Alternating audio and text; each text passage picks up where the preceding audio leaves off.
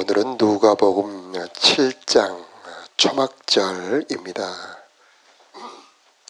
1절에 그 후에 예수께서 갈릴리에서 다니시고 유대에서 다니려 아니하심은 유대인들이 죽이려 함이라라. 예수님은 미움을 받으셨습니다. 왜 미움을 받으셨는가? 우리 7절 말씀 한번 볼까요? 시작. 세상이 너희를 미워하지 아니하되 나를 미워하나니 이는 내가 세상의 일들을 악하다고 증언함이라. 우리 예수님 준엄하게 책망하셨습니다. 가장 대표적인 게 마태복음 25장. 율법학자 바리새인들을 아주 엄하게 화 있을진저 7번 나옵니다. 너희가 겉은 깨끗하게 하면서 속은 더럽다. 너희는 다른 사람에게 하라고 하면서 너희는 하지 않는다. 그들의 악함을 그대로 덮어버리지 않고 엄하게 책망하십니다. 그래서 우리 예수님 예언자의 사명을 감당하십니다. 예언자들은 죄를 책망하는 자들이죠. 5장 18절에 보면은 하나님을 친아버지라 하여 자기를 하나님과 동등됨으로 삼았다. 유대인들에게는 용납할 수 없는 일이죠. 그 높으신 하나님을 자기의 친아버지라 해서 그렇다면 자기도 하나님이다 라고 주장하는 거죠. 우리 예수님은 곳곳에서 유대인들과 율법학자들하고 충돌을 일으키는데 가장 대표적인 게 안식일 문제입니다. 오늘 말씀 후반절에 나옵니다마는 23절에도 나옵니다마는 우리 예수님은 곳곳에서 그 불의를 그대로 두고 보지 않으셨습니다. 책망하셨습니다. 하나님의 나라를 전파할 때에 예전에 낡은 것은 찢어지게 되어 있습니다.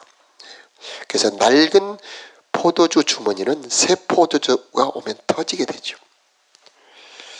우리 예수님은 하나님의 나라를 가지고 오셔서 이곳에 거짓 것, 땅의 것을 부수는 분이었습니다. 이것은 이제 사자로 표현하죠. 용감하시죠.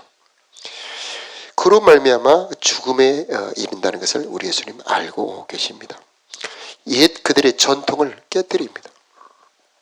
그리고 새로운 하나님의 나라를 선포하신 분이 우리 예수님입니다. 3절 4절에 보면 형제들도 예수님을 오해합니다. 그래서 3절에 그 형제들이 예수께 이르되 당신이 행하는 일을 제자들도 보게 여기를 떠나 유대로 가소서. 4절에 우리 함께 읽어볼까요? 시작. 스스로 나타나기를 구하면서 묻혀서 일하는 사람이 없나니 이 일을 행하려 하거든 자신을 세상에 나타내소서.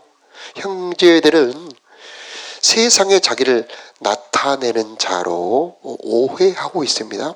그러나 예수님은 하나님을 나타내는 자입니다. 은혜와 진리의 하나님. 그래서 예수님의 모든 그 삶의 과정은 은혜의 하나님을 나타내고 진리의 하나님을 나타냅니다. 38년 된 병자에게 내 자리를 들고 일어나 걸어가라. 이건 은혜의 말씀이죠. 우리 예수님의 말씀에는 능력이 있습니다. 일어나 가라 하니 그 사람이 38년 된 병자가 일어나 가지 않습니까? 그런데 은혜의 말씀으로 끝나지 않습니다. 진리의 말씀을 꼭 전하십니다.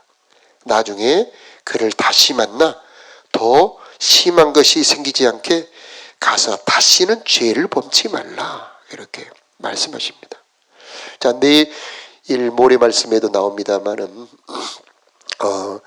가늠하다 현장에 잡힌 여인에게도 나도 너를 정죄하지 아니하노니 가서 다시는 죄를 범치 말라. 이렇게 은혜의 말씀과 진리의 말씀을 전하셨다. 하나님을 나타내셨다. 그래서 우리는 예수님을 봄으로 하나님을 알게 됩니다. 자, 우리도 신앙생활하면서 나도 모르게 자신을 드러내려 하는 경우들이 종종 있죠. 깜빡 나도 모르게. 그러나 우리의 본분은 우리 예수님처럼 나를 나타내고 나를 드러내려 하는 자가 아니고 하나님을 나타내려 해야 한다. 우리 예수님의 일생이 바로 하나님을 나타내는 일생이었다. 자, 6절 말씀 우리 함께 읽어볼까요? 시작. 예수께서 이르시되 내 때는 아직 이르지 아니하였거니와 너희 때는 늘 준비되어 있느니라. 예수님의 내 때는 사람들은 높아지는 때라고 오해하고 계시지만 예수님의 내 때는 죽는 때입니다. 예루살렘은 죽는 자리입니다. 거기가 높아지는 자리라고 생각하지만 우리 예수님은 죽으러 올라가십니다. 그래서 누가복음 9장 51절에 보면 예루살렘에 올라가시기로 굳게 결심하시고, 저 예루살렘으로 올라간다는 것은 그냥 우리가 서울 가는 것처럼 여행하러 가는 게 아닙니다. 죽으러 가시는 겁니다. 그래서 양이, 어린 양이 도살장에 끌려가는 것처럼 입을 열지 아니하였다. 그렇게 이사야 53장에 말씀하시죠. 우리 예수님은 죽으러 예루살렘으로 올라가시는 거죠. 자, 그러나 때를 기다렸다. 그래서 내 때, 아직 준비가 되지 않았다. 그러면 예수님은 언제 죽으러 올라가십니까? 첫째는 말씀을 다 전해야 됩니다. 두 번째는 제자들이 준비가 돼야 됩니다. 그 준비가 다 되었을 때 시간적으로는 약 3년 사역을 하셨습니다. 주로 갈릴리와 그 주변에서 활동하셨습니다. 그리고 저 유다로는 내려가지 않으셨죠. 자, 7절에 우리가 봉독했죠. 세상의 일들이 악하다고 증언함으로 예수님을 미워하였고, 그리고 결국 그로 인하여서 예수님은 죽임을 당하게 됩니다. 자, 그러나 10절을 한번 우리 읽어볼까요? 시작. 그 형제들이 명절에 올라간 후에 자기도 올라가시되 나타내지 않고 은밀히 가시니라. 은밀히 올라가십니다. 그런데 거기서 무엇을 하셨을까? 14절 한번 읽어볼까요? 시작. 이미 명절의 중간이 되어 예수께서 성전에 올라가서 가르치시니. 예수님은 가만히 조용히 올라가셔서 가르치셨다는 겁니다. 때를 얻든지 못 얻든지 말씀을 전파하라. 우리 예수님의 일생 사명은 가르치는 일이었습니다. 그 말씀은 천국의 말씀입니다. 진리의 말씀이죠. 영생의 말씀, 구원의 말씀, 축복의 말씀, 사랑의 말씀, 이 모든 하나님의 말씀을 전하는 것이 예수님의 사명이었습니다.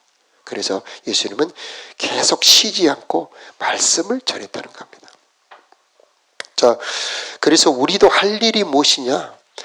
예수는 그리스도라 가르치기와 전도하기를 쉬지 아니하니라. 사도행전에 보니까 교회가 했던 일, 가르치기와 전도하기를 쉬지 않았다. 모여서 함께 떡을 떼며 사도들의 가르침을 받으며 서로 교제하며 전도하기를 그치지 않았다. 자, 우리도 이 교회 안에서 말씀을 가르치고 배우는 일을 그치지 말아야 됩니다. 그게 바로 교회가 해야 될 일입니다. 이 말씀을 배우고 가르침으로 영혼이 성장을 합니다. 말씀은 신령한 젖, 영혼이 자라나게 합니다. 말씀에 생명이 들어있습니다. 이 생명을 먹으라. 먹음으로 영혼이 성장하게 되고 이 고난을 이길 힘을 얻게 되고 모든 선한 일을 행할 수 있는 능력을 갖추게 됩니다. 말씀은 양식이 되기도 하고, 말씀은 빛이 되기도 하고, 말씀은 싸우는 무기가 되기도 하고, 말씀은 우리들의 혼동, 우리들의 갈 길을 방황할 때 우리의 갈 길을 인도해주는 말씀이 되기도 하고, 말씀은 열쇠가 되기도 하고, 말씀은 씨앗이 되기도 합니다. 그러므로 우리는 말씀을 늘 사모해야 되는 겁니다. 말씀을 가까이 하는 자가 복이 있습니다. 그 말씀이 곧 하나님입니다. 하나님을 만나는 방법이 뭡니까? 말씀을 가까이 하는 겁니다. 복 있는 사람은 여호와의 율법을 즐거워하며 그 율법을 주의하러 묵상하는 자입니다.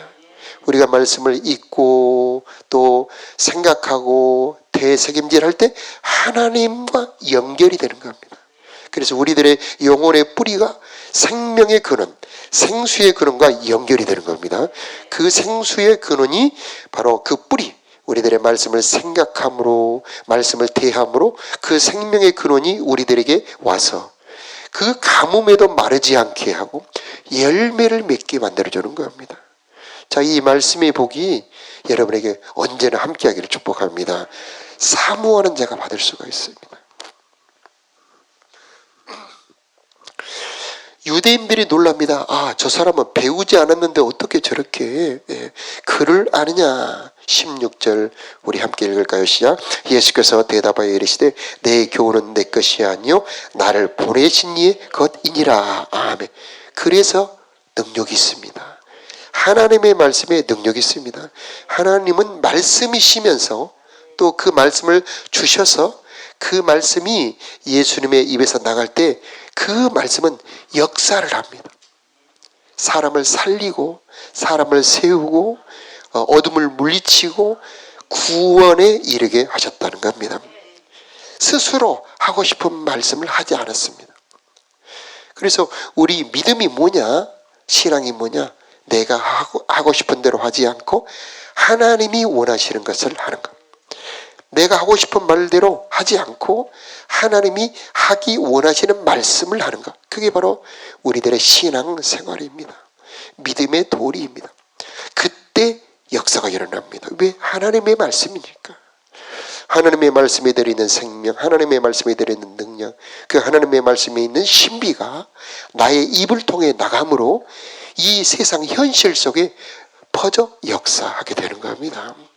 그래서 우리는 대언자가 되어야 합니다. 우리 잘 아는 말씀 에스겔서 37장에 대언할 때 이 뼈 저 뼈가 들어맞지요. 대언할 때에 가죽이 덮이고 살이 오르죠. 대언할 때 사방에서 생명의 바람이 불어와 사람들이 벌떡 일어나지요. 대언의 능력이 있습니다. 하나님의 말씀을 그대로 전할 때에 그때 하나님이 일하시는 겁니다. 자, 우리도 믿음이 뭐냐? 하나님의 말씀을 그대로 받아 전하는 대언자가 되는 겁니다. 자, 내가 설교하려고 하면 어렵습니다.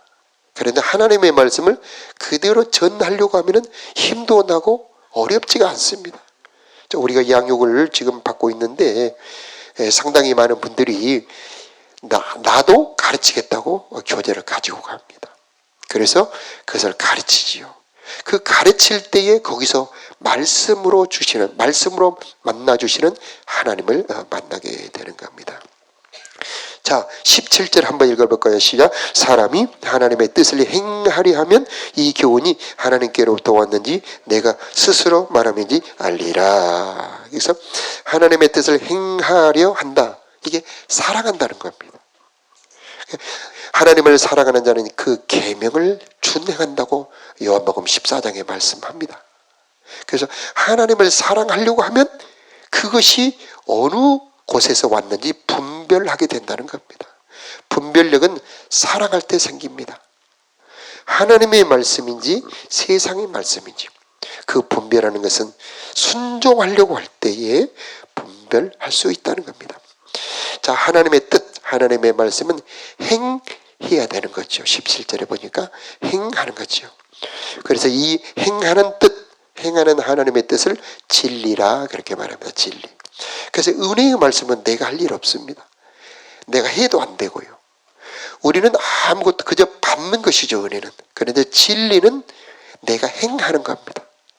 그때에 우리는 8장에 나옵니다만 너희가 진리를 알지니 진리가 너희를 자유케 하리라 그렇게 말씀하고 있습니다. 하나님의 뜻을 행하는 자가 자를 통하여 하나님이 나타납니다. 하나님의 빛, 하나님의 빛과 소금으로서의 하나님을 나타낼 수 있다라고 하는 겁니다. 여기서 교훈이라는 단어가 나오죠. 교훈. 교훈은 가르침을 말하지 않습니까? 그래서 하나님의 말씀은 교훈과 책망과 바르게 함과 의로 교육하는 겁니다. 그래서 하나님의 사람으로 장성한 분량에 이르게 하는 겁니다. 그래서 우리도 우리 자녀들을 가르쳐 보면 유치원 때 배우는 게 다르지요. 그런데 초등학교로 갔어요. 초등학교 가면은 5학년 되면은 수학이 갑자기 어려워져요. 그때 못 따라가는 애들은 수학을 놓치게 됩니다. 중학교 가면 한 차원 더 높아져요. 그런 것처럼 믿음의 세계도 그 수준 분량이 있습니다. 처음부터 어려운 걸 요구하면 안 되죠. 차근차근 가르쳐 가야 되는 겁니다. 그래서 우리는 하나님의 이 교훈은 자, 우리가 성장하게 하는 거다. 장성하게 하는 거다.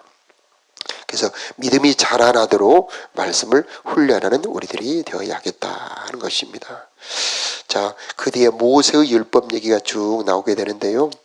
예수님은 모세의 율법을 폐하러 오신 분이 아닙니다. 믿음으로 많은 분들이 율법을 폐해버리는 분들이 있습니다. 그러나 로마서 3장 21절 마지막 절에 보니까 믿음으로 의롭다 하심을 받았은즉 율법을 폐하느뇨? 그럴 수 없느니라. 도리어 굳게 세우느니라. 이렇게 말씀하고 있습니다. 예수님은 율법을 완성하신 분입니다. 그러므로 능력이 나타나는 겁니다. 그 율법은 사랑하라는 겁니다. 그래서 예수님은 사랑을 완성하신 분이죠. 자, 내일 말씀으로도 쭉 나옵니다만은 예수님께서는 하나님의 말씀을 전했습니다. 그러므로 우리가 그 하나님의 생명을 누리며 복음의 그 은혜를 누릴 수 있게 되었습니다. 자, 24절 우리 함께 합독합니다. 시작.